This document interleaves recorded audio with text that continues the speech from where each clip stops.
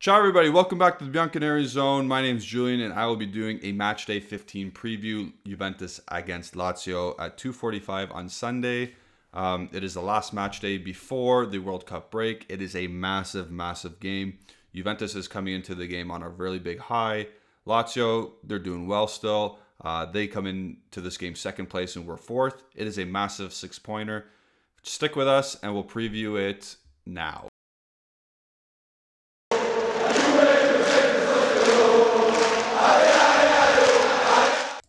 We are back at it, and again, we are playing matchday 15, Juventus against Lazio at the Allianz Stadium. We come in a little bit more injury-plagued than we thought we were going to be, a little light on the squad. Lazio have all their players back, basically, except for, I forgot who it is again, but we'll get into that a little bit later. Like I said, it's a 6-pointer. It's massive. It's massive for the league, and it's massive for just how you feel going into a long break.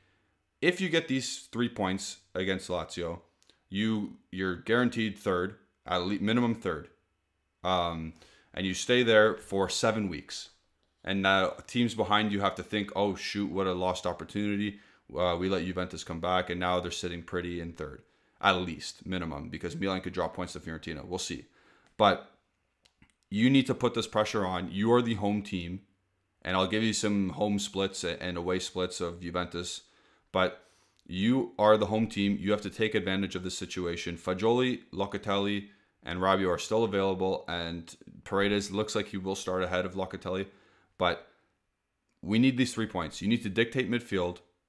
I don't care if Milinkovic-Savic is playing. I don't care if Luis Alberto is playing. I don't care if Danilo Cataldi is playing. You need to dictate that midfield.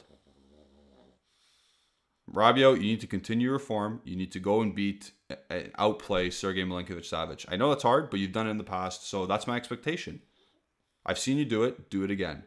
That's the midfield battle. Vlahovic is still probably not okay to play and start from the beginning, so it's probably going to be Milik and Keane again. They need to be more available in the attack and to the midfielders. They need to be more to play off each other. I need Keane to make runs in behind. I can't have that stagnant just play on the center back. That's not you, Keane. Don't do that. Let Milik do that stuff. Out wide, it's going to be Kostic Cuadrado again, most likely. And at the back, we know Alexandro's out. And we know that Bonucci is most likely going to keep his spot. It's going to be Bremer, Bonucci, Danilo. Most likely. And we'll see. This is a game of high defensive acumen as well. The two best defensive teams. So we'll see who caves first. Does the home team get the better of the away team, or does the away team defend for their lives? They got Casali, they got Romagnoli.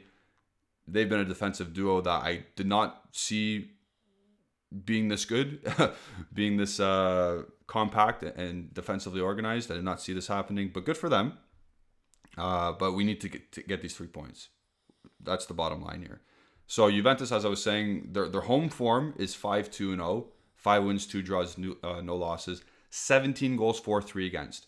That is the stat that I want to make the most noise on, because we want this place to be a fortress again. We want the Allianz Stadium to be a fortress again.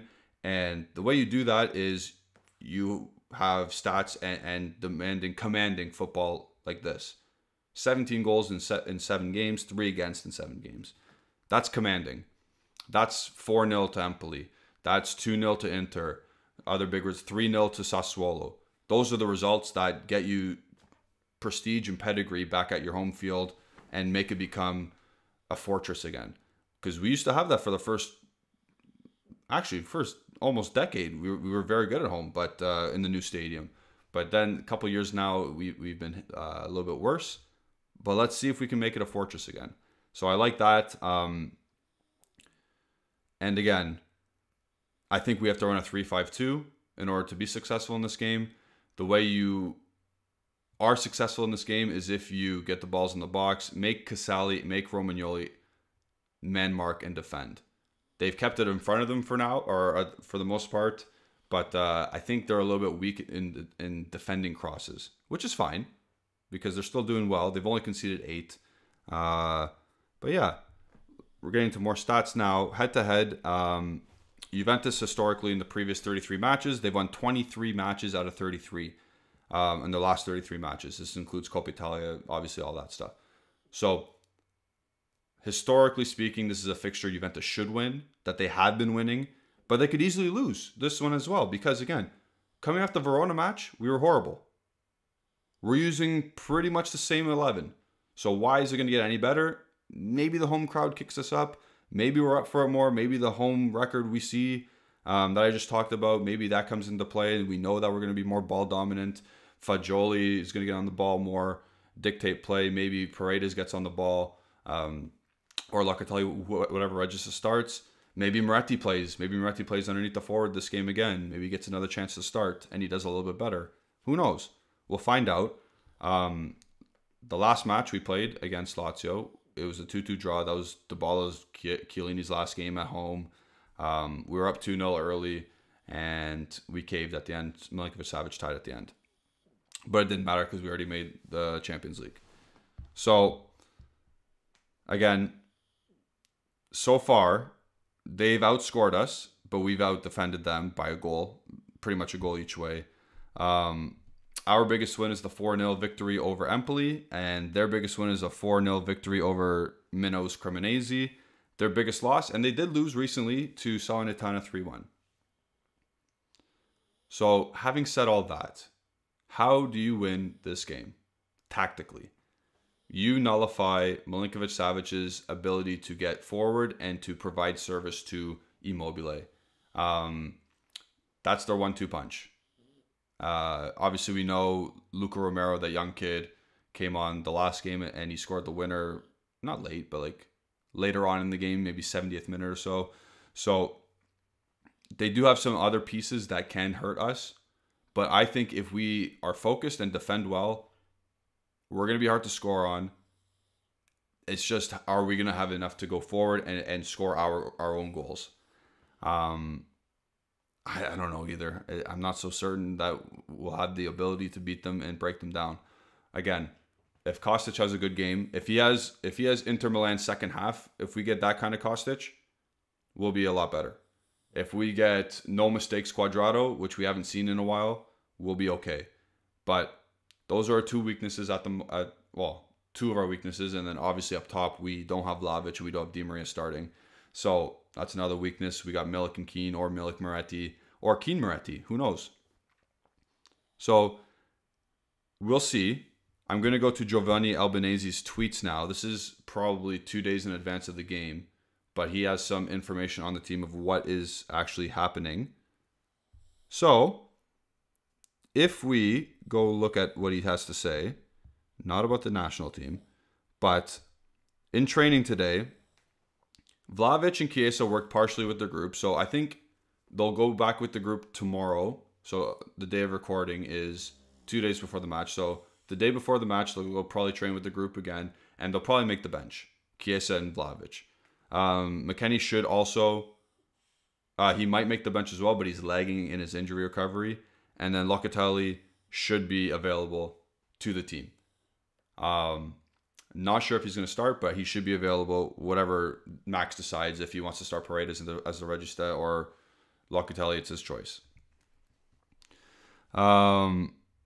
He also said, Max hinted something that will have to be invented on Sunday as well. Quadrado has played many games and has a little discomfort in his knee. I think he'll be okay, though, because there's no World Cup to prepare for him.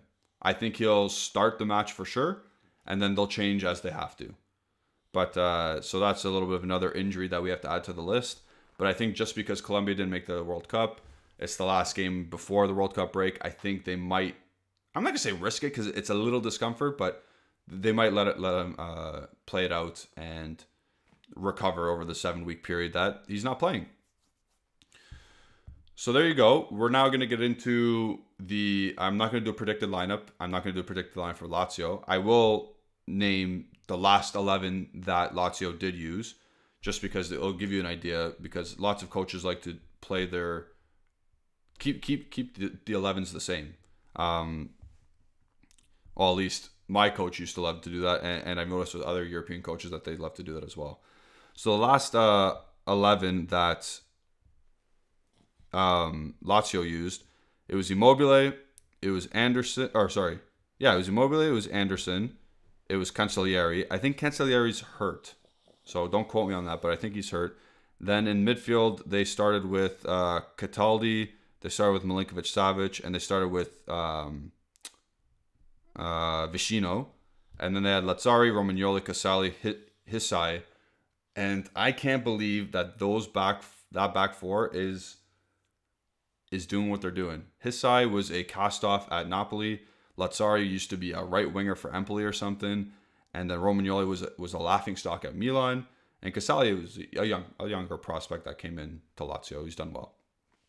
And their goalie is Provedel. So that's their last 11. Of course, they got other players that are dangerous.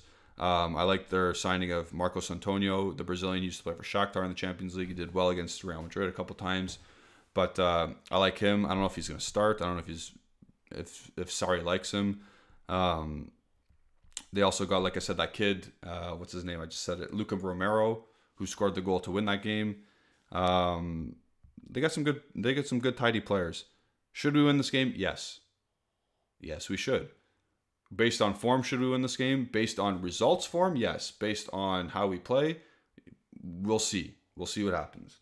But now we're going to transition into the member-sponsored bold take, and it's only me today. There's no Justin. There's no Ale. I'm doing a pre-recorded preview of Matchday 15. This is the member-sponsored bold take. I'm going to say we are going to keep our clean sheet streak alive at 6 match days, and we're going to at least keep a clean sheet against the second place Lazio. I know it might not be the boldest take, but seeing as where we are at in terms of player personnel and seeing as how good Lazio is, I think it's a bold take. So let me know your bold takes in this comment section below. And form it like this. Put bold take, space, your bold take, and then right underneath, put what we're going to do next, your score prediction. So bold take, say what it is. Right underneath, score prediction, say what the score prediction is with goal scores. It's more fun like that. So now I'm going to say my score prediction is going to be 1-0 Juventus, a goal from Arkadiusz Milik. I'm not going to say when. Just Arkadiusz Milik will score a goal that gets Juventus all 3 points, wrapped up at least third place by the end of the match day. And you know what? We're going into the World Cup on a high. Are we going to catch Napoli? Not sure. Don't really care. I want to make Champions League. I do not want to hear the Europa League anthem. Oh, I do not want to hear that ever again besides this year. So get in your top 4 spots. Do this job. Get your 6-pointer over and done with. Beat Lazio. Put them out. And go into the World Cup break with a smile. Put a smile on my face. Let me know what you guys think in the comments below. Let me know about your bold take. Let me know about your score prediction. We'll see you next time. Forza Juve. Ciao.